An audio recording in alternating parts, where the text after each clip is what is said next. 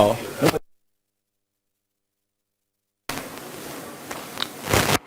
All right, welcome back. It's still Silverbirds today, and of course, I'm Sugar. The Sugar of and of course, T-Shine is with me now, and together we are the Silverbirds today's people. You might want to call us that. And let me introduce you to somebody very special right now. BJ Sam, a Nigerian-born international singer, songwriter, producer, filmmaker, educator, author, having built a global career, through multilingual collaborations and performances across continents, and has also worked behind the scenes with celebrities like I told you before, guys like D'banj, Tu Baba, and Whiskey, Davido. He's also been involved in bringing some international, celebrities here in Nigeria internationally, as in promoting them and all of that right now. And he's joining us in the studio today, BJ Sam. Welcome to Silverbirds. I know you're no stranger here. BJ Sam. Definitely. Yeah, welcome to the show. Thank you so much. Okay, so now we know that someone with value don't make the loudest noise. With all of your profile, we're like, oh, this is a work of art. So you've traveled the world, you've worked with one of Africa's biggest music stars, and you've built an international career even at that, and you're doing really well, I must commend. So what has the journey taught you so far about yourself? Multicultural. You just have to be, I believe the word, we have diverse people across the world. And that's why if you take an American for an instance, American will say I'm from Chicago or whatever, they will say I'm American. Multicultural.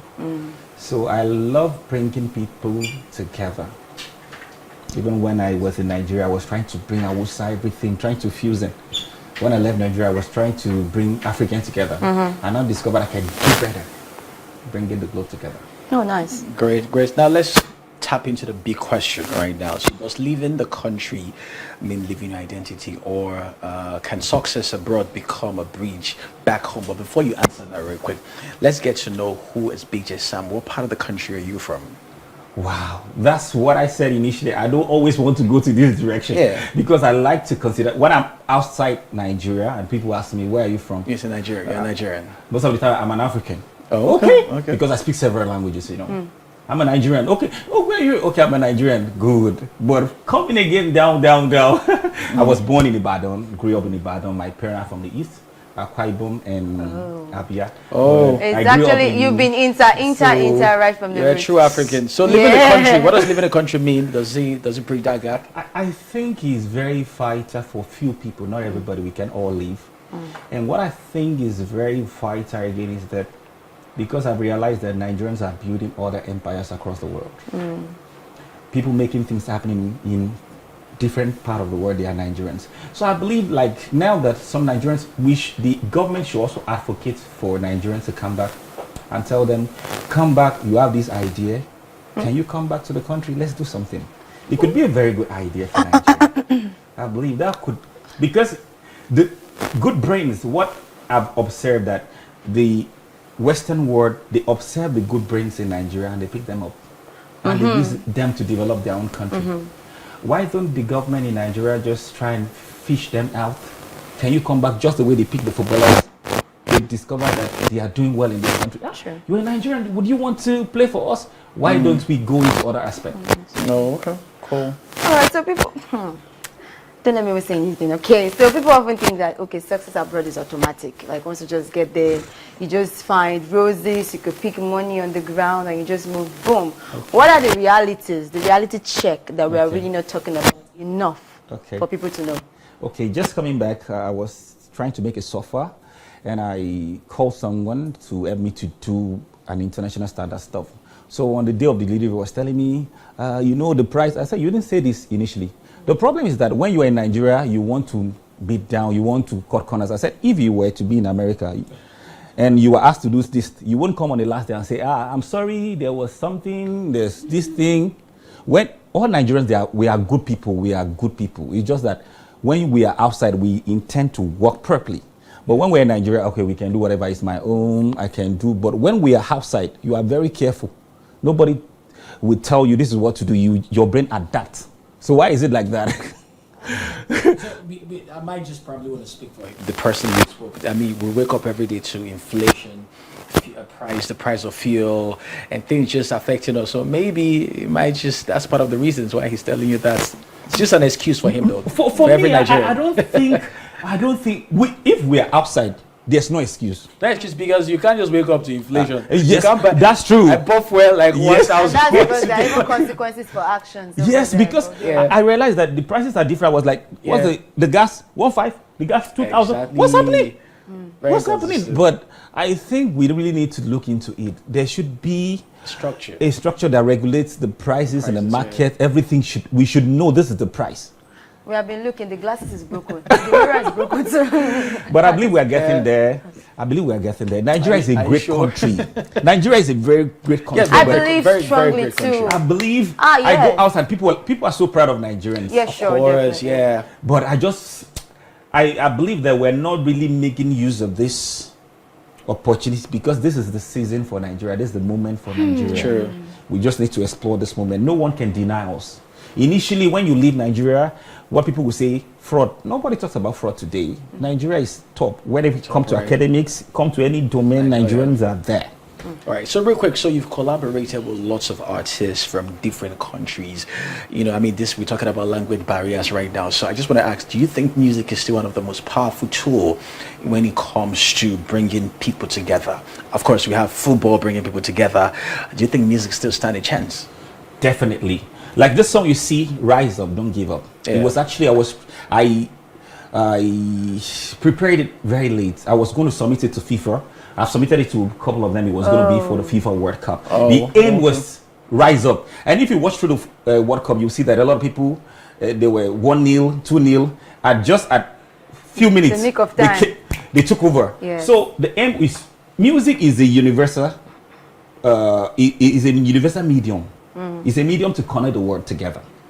And you can see that the aim of my project is just the way you can see the FIFA World Cup, bringing people across the globe together on a one track. And no one has been able to achieve this. You will see like 2 people on a song, 3 people, but bringing the world together on a song has been very difficult. But God has given me the grace to be able to achieve this thing. And I believe when music, I said something because when I was invited by the Ukraine government to work on a project, Show Some Love, Let's Make the World a Better Place. That song was for the peace of Ukraine when there was this war. And they looked around, they said, you are the only person who has been able to unite the world. It was a very complex situation for me because the Ukraine government said they wanted me to use the song to advocate for Russia to leave the territory they've taken over. I didn't want to go into politics. I said, no, I am a unifier. Yeah, I want to unify the world. Show some love. Let's make the world a happy place. I don't want to say you are wrong, you are right. I just want to bring everybody. So I brought people from all over the world. The Russians were skeptical. They were, if we go into this production, our visa will be revoked. We won't able to have gain access to our country again. So most of them, there's a lady on the track. She's also from Russia, but she's now based in United Emirates. So she said, okay, this is where I am. I will represent this. This will be my flag. But she's actually from Russia. So that project, you see people singing across the world, we need peace. Drop your gun, let's embrace peace. So I believe music is very powerful and it can penetrate anywhere, it can unite people. Okay, so you're an international recording artist. You work with the likes of Baba, Wizkid, and we have also D'banj, Davido. What lessons did you gather from all of those experiences you had with each of them? Okay, I used to manage stage while in Lagos. I managed stage for most of these actors way back. So managing stage really helped me. And when I left Nigeria, I started doing booking. I love the stagecraft, how these people perform. I can tell you the difference between Wizkid performance and Davido performance. And I learned from each of them. I love the way they manage themselves on stage. They move, how they address and try to connect with their audience. I've learned so much from these people and try to work with other international artists. It's very, very interesting to work with this kind of people. There's so much to learn from them as well. Okay. Great. And I know, people say Afrobeat is I mean, one of the biggest when it comes to what we export right now, right? Yeah. And one question I want to ask real quick: what do you think is next for Afrobeat? Because I mean, we're there. You just mentioned that we're there. What's next for Afrobeat? There's limitless opportunity for Afrobeat to explore the world, but what I'm afraid of is the competition, unfruitful competition. When clashes come, I'm no longer an Afrobeat. I am this, I'm that. I was saying yesterday somewhere that you don't know what it took what it took several people to bring the Afrobeat genre into the Grammy. There are several genres across the world. Yeah. For the Grammy to recognize, the Grammy has invited me to be a member. Even the song I did, Don't Worry, Don't Give Up. One of the lady that is a governor in Texas of the Grammy, she's been nominated twice. I've worked with a couple of them, but you don't know what it took them. It took a lot of people. They advocated for this stuff, for this genre, because they are not obliged to include. We have been fighting Afrobeat, but for them to include it now into the genre, and you are trying to say, okay, I'm not Afrobeat, I am not Afrobeat, I am this and this. There's no other genre. They won't create another one for you.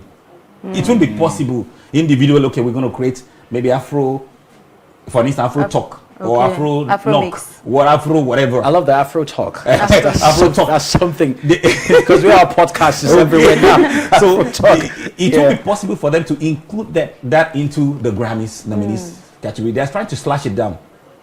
They're trying to, because there are several genre of music. They're even trying to slash it. That's why the Grammy takes several hours. So I believe the Nigerian community, singers, entertainment, they need to come together and begin to work together to protect this, what we have, because there was time Makusa, whatever, was dominating. And this opportunity for Afrobeat to dominate the world, and we just need to come together collectively, continue to push this sound. All right, now because of our time, now last on a lighter note, if a young Nigerian is watching you right now, from your song Rise Up and Don't Give Up, and the young Nigerian is saying, oh, BJ Sam, I'm about to give up, I don't tire, Mata don't tire me for this Nigeria. From your song, what is that one word you used to encourage young African today? Okay, there was a time way back in Lagos, I was like, I have a lot of talent, I have this, I have that, but things are not working. And I even thought of suicide. So here today, I've traveled many places as an expatriate, seen live. I believe, what about if I've taken my life with that? So there's a better future for everyone. Yeah. And I believe so much that God wouldn't even allow you to go through a situation whereby you and abandon you, even if you're Muslim, whatever you think you are. God will never leave you, because He will never allow you to go through what He hasn't given you a capacity to withstand, to take. So the only thing that happened to people is that once they believe that I can make it, they give up. It's not as if they don't have the capacity. It's just maybe the surrounding information they had. No one has made it, you can't make it, it's just too late, they give up. But if they have, that's why what you saw in the video, someone was there, coach, someone, it could be a guardian, it could be anybody telling you can make it. Great. So real quick, so because we're so out of time, no finally, all right, you know, your upcoming works, we should expect anytime soon. Any new single projects you're working on? Because I know you dropped songs like that. This one right now is coming up this week. It will be everywhere across the globe. Okay. And this is the first time we're projecting it on TV. Okay. So the final version should be ready on YouTube. And we're still working on so many projects. A lot of people are calling from different parts of the world. We need more projects. We need new projects. So we're still working on several projects that will come out similar to this. Nice. All right, there you have it from BJ Sam, and it's been great having you on the show today. Thank you so much. We should probably bring you back again when next year. How long are you in Nigeria for? I think I'll be here till September and possibly till December. Till December. Oh, God nice. leading. So I really want to put a few things in place. Great. We'll be here cheering you. Thank you so much. All right, just you know, dreams may take us across borders, but purpose gives us direction. So whenever it's home or abroad, success finds its deepest meaning when it creates hope, build bridges, and leaves others believing that your own journey is still worth, taking right now. So coming up next, we're going to search for a better life that has shaped dreams of millions of Africans. But behind every journey lies sacrifice, difficult choices, families left behind, and of course hope. So now our guest today, Rotimi Salami, and Olukami Bayomi, who will be joining us later. So we dissect a whole lot of things when it comes to movie productions and acting as well. Brand back. Stay with us. It's going to quick break.